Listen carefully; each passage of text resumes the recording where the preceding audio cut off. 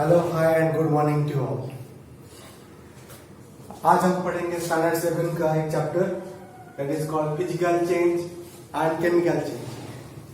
बहुत ही प्यारा चैप्टर है, फिजिकल चेंज और केमिकल चेंज। ये चैप्टर को पढ़ने से पहले हमको ये समझना पड़ेगा कि हम ये चैप्टर को पढ़ क्यों रहे हैं। ये चैप्टर को पढ़ने से पहले हमको पहले ये समझना होगा कि हम ये जो चैप्टर को पढ़ रहे हैं इस क्यों पढ़ रहे हैं, ये चैप्टर को हम क्यों पढ़ रहे हैं। देखो बच्चों, मान लो आपने एक वेसल में, एक ग्लास में थोड़ा सा दूध रखा था। 2-4 घंटे के बाद आप देखोगे कि वो दूध खट्टा हो जाएगा, खराब हो जाएगा। What is this? This is called change. आपने देखा होगा कि प्लांट में फ्रूट होता है, मैंगो की बात मैं कर रहा हूं। आपने ग्रीन कलर का मैंगो देखा होगा, वो धीरे धीरे करके येलो हो जाता है। क्यों होता है? This is called change. आपने एक प्लांट लगाया, पहले इतना था, फिर इतना हुआ और फिर बड़ा हो गया। What is this? This is called change. रात का बचा हुआ खाना अगर आप सुबह उसे स्मेल करोगे तो उससे क्या होगा? एक बदबू, बहुत ही बदबू आएगी। क्या वो खाने लायक होगा? नहीं होगा। What is this? This is called change. आपके पास मान लो कोई आयरन का एक ऑब्जेक्ट है और आप 4-5 दिन के बाद देखना या फिर 1-2 महीने के बाद देखना वो ब्राउन हो जाएगा। पहले तो ये शाइन कर रहा होगा और उसके बाद ये बिल्कुल ब्राउन हो गया होगा, बिल्कुल ब्राउन हो जाएगा। What is this? This is called change. तो हमारे डेली लाइफ में हमारे आसपास जो भी कुछ चेंजेस हो रहे हैं उसके बारे में जानने के लिए ही हम ये चैप्टर पढ़ रहे हैं, जिसका नाम है फिजिकल चेंज और केमिकल चेंज। ठीक है, तो चलिए स्टार्ट करते हैं। सबसे पहले हम देखेंगे चेंज क्या है। What is change? देखो, चेंज का मतलब होगा conversion of one substance into another,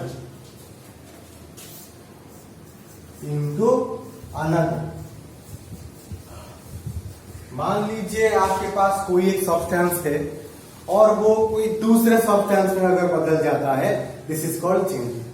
अब जैसे कि पहले देखो बच्चों, मेरे पास एक बड़ा सा चौक था और जब मैंने लिखना स्टार्ट किया तो वो इतना छोटा हो गया। So what is this? This is called change. इसको ही तो कहते हैं हम चेंज। ठीक है बच्चों, तो ये हो गया चेंज। और जो चेंजेस होते हैं वो 2 तरह के होते हैं। जो चेंज होता है, जो चेंजेस होते हैं वो बेसिकली होते हैं 2 तरह के होते हैं। एक होता है आपका फिजिकल चेंज और दूसरा होता है आपका केमिकल चेंज। ठीक है बच्चों, एक होता है फिजिकल चेंज और दूसरा होता है केमिकल चेंज। अगर मैं फिजिकल चेंज को डिफाइन करूं तो ये कुछ ऐसा होगा, इट कैन बी ऑब्जर्व। हम फिजिकल चेंज होते हुए देख सकते हैं। और केमिकल चेंज का क्या होगा? It can be observe during chemical reaction,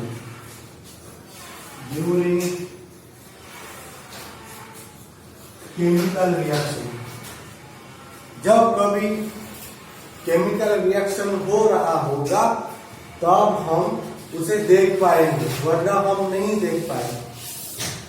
तो जनरली हमने चेंज का मतलब समझा। अगर आपके पास कोई एक चीज है और वो कोई दूसरे चीज में अगर बदलती है, दिस इज कॉल्ड चेंज। ये दो तरह का होता है, एक फिजिकल और दूसरा केमिकल चेंज। जो फिजिकल चेंज है उसे हम देख सकते हैं अपने आंख से, और जो केमिकल चेंज है उसको हम नहीं देख सकते। उसको हम देखेंगे कब? जब केमिकल रिएक्शन होगा। अब ये केमिकल रिएक्शन क्या है, इसके बारे में हम अभी डिस्कशन अपना स्टार्ट करेंगे। ठीक है, यहां तक सबको समझ में आई? इसे थोड़ा और अच्छी तरह से समझने के लिए हमको पहले ये समझना पड़ेगा प्रॉपर्टी। प्रॉपर्टी क्या होती है? ठीक है, क्योंकि हम फिजिकल चेंज को कुछ ऐसा भी हम डिफाइन कर सकेंगे। फिजिकल चेंज को हम कुछ इस तरह से भी डिफाइन करते हैं। Physical change, change in physical property, the change in physical property. और केमिकल चेंज को, केमिकल चेंज को हम ऐसे भी लिखते हैं, the change in chemical property. अगर कोई सब्सटेंस है उसके फिजिकल प्रॉपर्टी में कुछ चेंज आती है तो उसे हम कहेंगे फिजिकल चेंज, और अगर उसके केमिकल प्रॉपर्टी में कोई चेंज आती है तो उसे हम कहेंगे केमिकल चेंज। अब ये प्रॉपर्टी क्या है इसको थोड़ा समझो। प्रॉपर्टी, प्रॉपर्टी, ये प्रॉपर्टी क्या होती है? प्रॉपर्टी का मतलब होता है किसी सब्सटेंस का नेचर, किसी सब्सटेंस का बिहेवियर, उसका नेचर कैसा है, उसका बिहेवियर कैसा है, दूसरे के साथ वो किस तरह से रिएक्ट करता है, दैट इज कॉल्ड प्रॉपर्टी। दूसरे के साथ वो किस तरह से रिएक्ट करता है, किस तरह से बिहेव करता है, दैट इज कॉल्ड प्रॉपर्टी। और ये जो प्रॉपर्टी होता है ये दो तरह का होता है प्रॉपर्टी। एक होता है फिजिकल प्रॉपर्टी, फिजिकल प्रॉपर्टी। अब ये फिजिकल प्रॉपर्टी में क्या क्या आएगा? शेप, साइज, कलर, टेम्परेचर, ये सब आएगा फिजिकल प्रॉपर्टी में। और केमिकल प्रॉपर्टी में क्या आएगा? केमिकल प्रॉपर्टी में क्या आएगा? Reaction with water.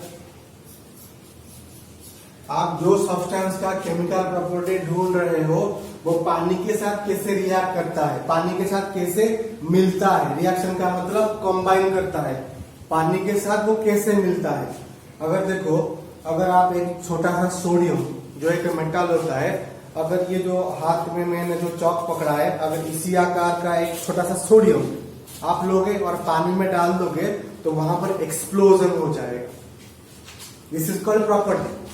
अगर छोटा सा अगर आयरन लोगे उसको अगर पानी में डालोगे तो कुछ भी नहीं होता, दैट इज प्रॉपर्टी, है कि नहीं? ये केमिकल प्रॉपर्टी होता है, रिएक्शन विथ वाटर, ये केमिकल प्रॉपर्टी है। और उसके बाद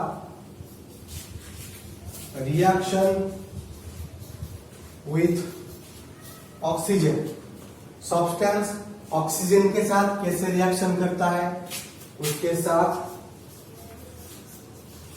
रिएक्शन विथ एसिड, एसिड के साथ कैसे रिएक्शन करता है, और उसके साथ reaction with base, reaction with base, और वो बेस के साथ कैसे रिएक्शन करता है। तो ये है कुछ examples of physical property and chemical property. अगर कोई सब्सटेंस का फिजिकल प्रॉपर्टी में कुछ चेंज होता है हम उसे कहेंगे फिजिकल चेंज।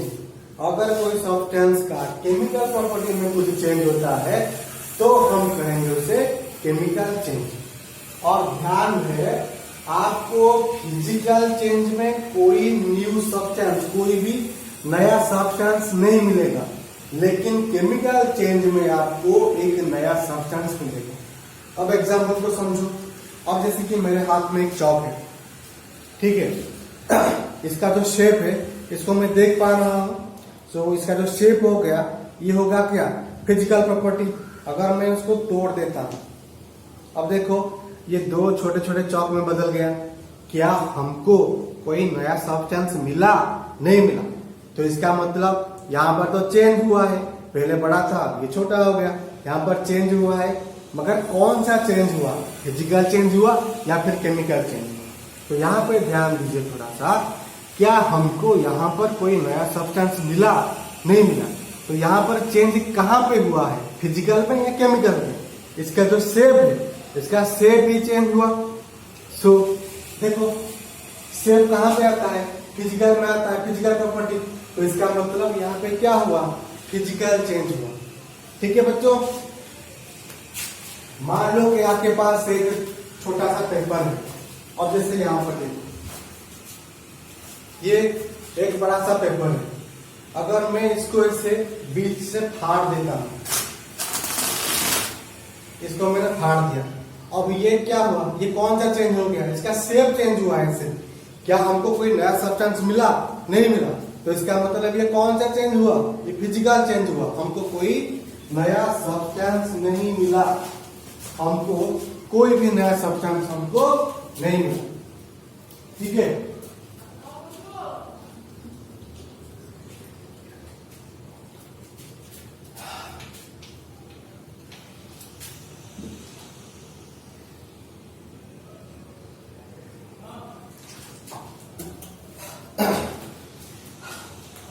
आपके पास मिल्क होगा, थोड़ा सा मिल्क लाइए, उसमें थोड़ा सा लेमन को डाल दीजिए, वो क्या होगा, वो पनीर में बदल जाएगा।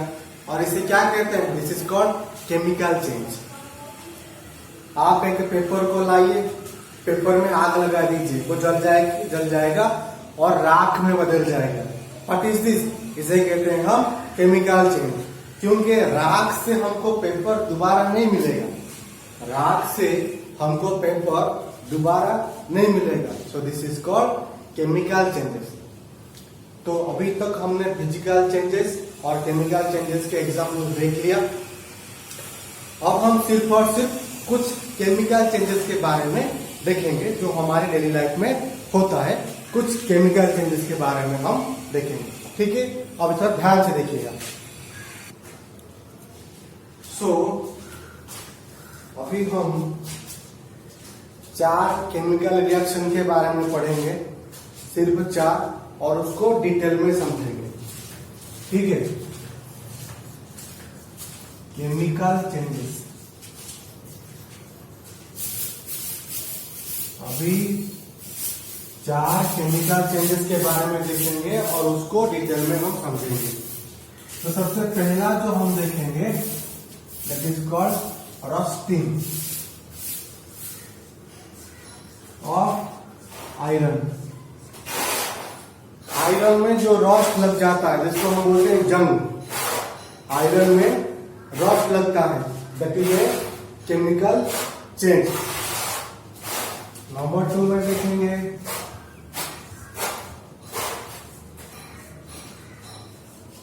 Displacement reaction. डिस्प्लेसमेंट रिएक्शन ये भी एक केमिकल चेंज है। क्या होता है इसके बारे में हम आगे देखेंगे। नंबर 3 में आएगा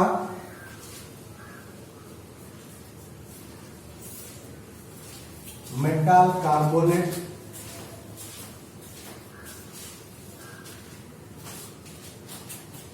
मेटल कार्बोनेट या फिर बाइकार्बोनेट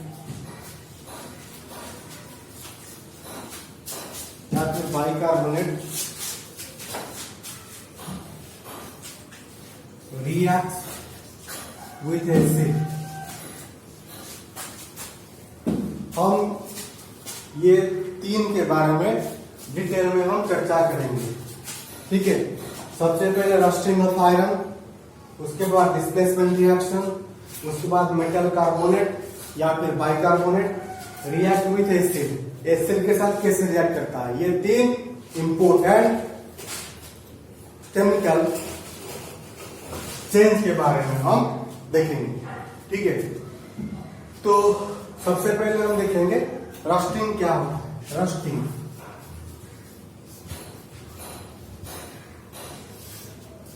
ठीक है। देखो, मान लो आपके पास एक आयरन का प्लेट है, ठीक है, ये एक आयरन का प्लेट है। आपने इसको बाहर एक दो हफ्ते के लिए इसको आपने बाहर छोड़ दिया, बाहर इसको आपने रखा।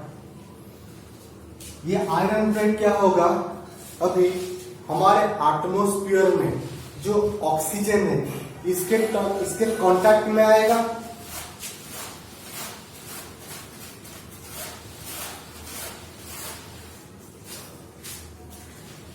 और एटमॉस्फेयर में क्या है, मॉइस्चर, वाटर वेपर भी होता है, इसके कांटेक्ट में भी ये आएगा।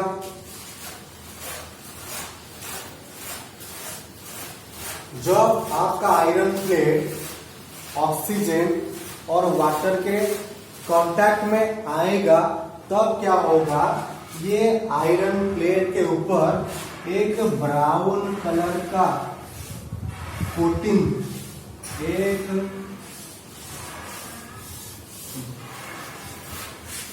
इसके ऊपर एक ब्राउन कलर का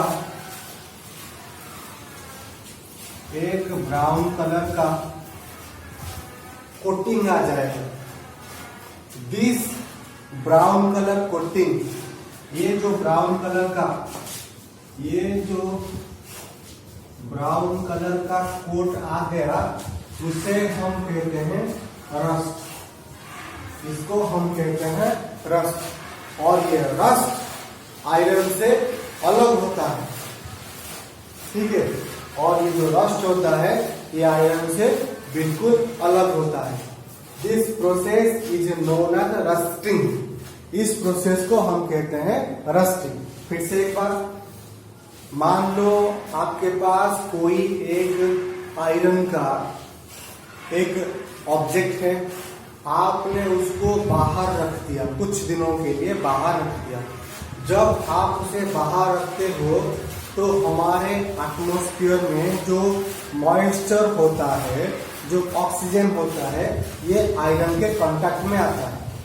उसके बाद क्या होगा, ये आयरन के ऊपर एक ब्राउन कलर का कोटिंग आ जाएगा। वो जो ब्राउन कलर का जो कोटिंग आया है वो आयरन का ही है। इसका Fe2O3, उसे हम कहते हैं आयरन ऑक्साइड। जो आयरन होता है वो सिर्फ Fe होता है, और यहाँ पर देखो आयरन ऑक्साइड आ गया जो आयरन से बिल्कुल अलग होता है। ये जो ब्राउन कलर का कोटिंग इसके ऊपर आया है, दैट इज कॉल्ड रस्ट, और ये आयरन से बिल्कुल अलग होता है। This process is known as rusting. आई बात समझ में? अब नंबर 2 में चलेंगे, डिस्प्लेसमेंट रिएक्शन। नंबर 2 में हम देखेंगे डिस्प्लेसमेंट रिएक्शन।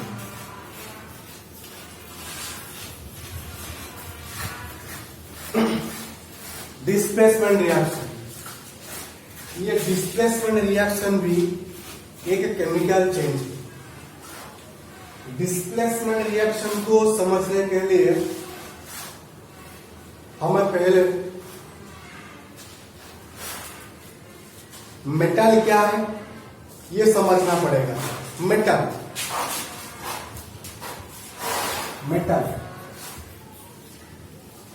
मेटल का मतलब होता है द एलिमेंट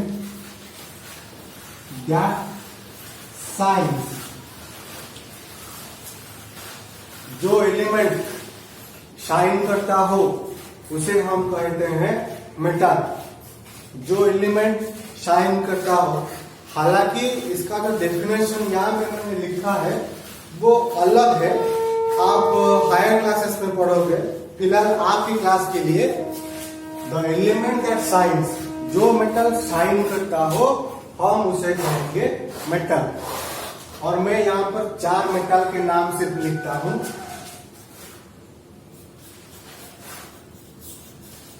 मैग्नीशियम एक मेटल होता है जिसको हम Mg सिंबल से लिखते हैं।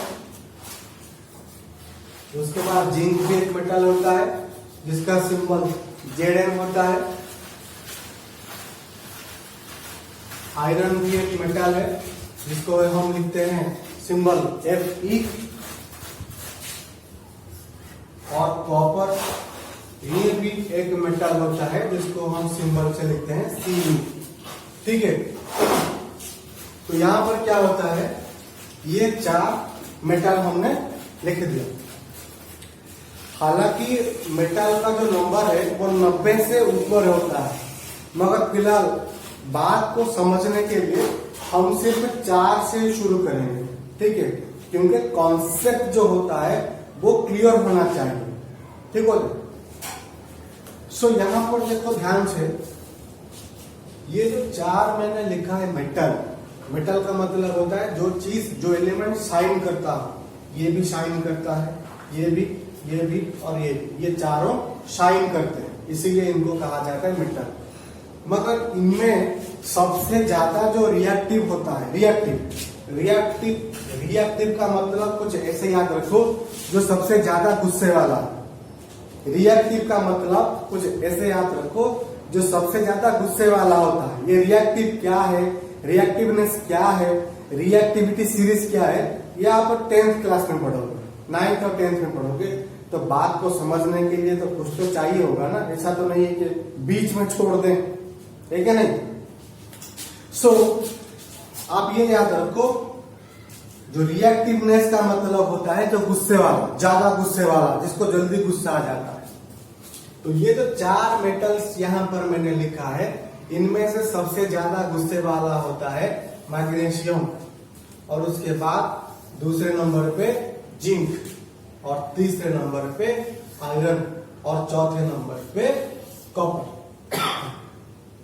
तो ये 4 गुस्से वाले होते हैं, और सबसे ऊपर मैग्नीशियम को जल्दी गुस्सा आ जाता है, जिंक को थोड़ी देर बाद में, आयरन को और थोड़ी देर बाद में, और कॉपर को एकदम लास्ट में गुस्सा आता है। तो यहां तक बात समझ में आई।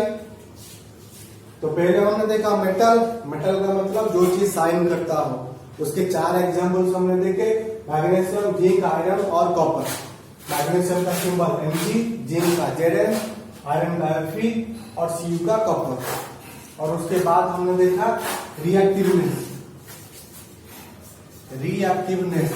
रिएक्टिवनेस का मतलब होता है कि सबसे ज्यादा गुस्सा किसको आता है। मैग्नीशियम मतलब ये हो गया हाई रिएक्टिव,